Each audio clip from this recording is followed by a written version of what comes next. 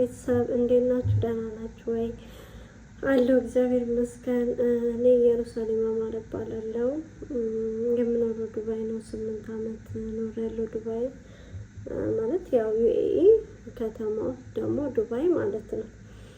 እና ዛሬ መጣሁት ያው ራሴን ለማስተዋወቅ ያክል ነው በትንሹ።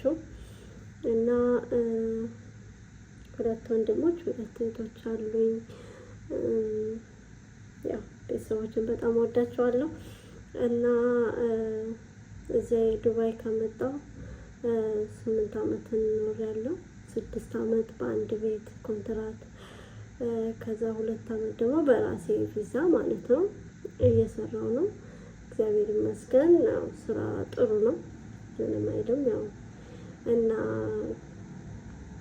እዚህ ሀገር ከመጣሁ በህይወቴ ብዙ የተማርኩት ብዙ ያወቅኩት ነገር አለ።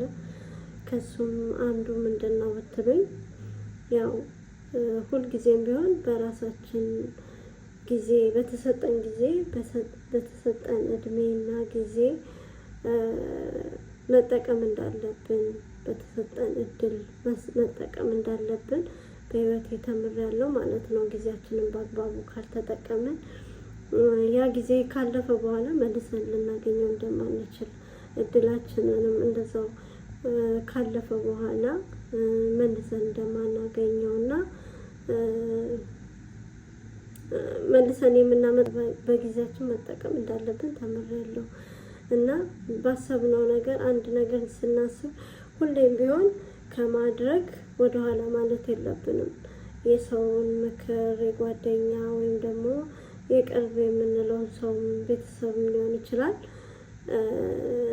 አንድ ነገር ለማድረግ ካሰብን ማለት መልካም ነገር ይሄ ለህይወታችን የሚጠቅመን መስመር የሚያስይዘን፣ መማር ካለብን መማር፣ የሆነ ቢዝነስ መጀመር ካለብን ቢዝነስ መጀመር፣ ወይም ደግሞ ለራሳችን ለወደፊት የሚጠቅመን ነገር መግዛት ካለብን እሱን ከመግዛት በመፍራትና የሰው ምክር በመስማት ወደኋላ መሸሽ እንደሌለብን በህይወቴ ተምሬያለሁ።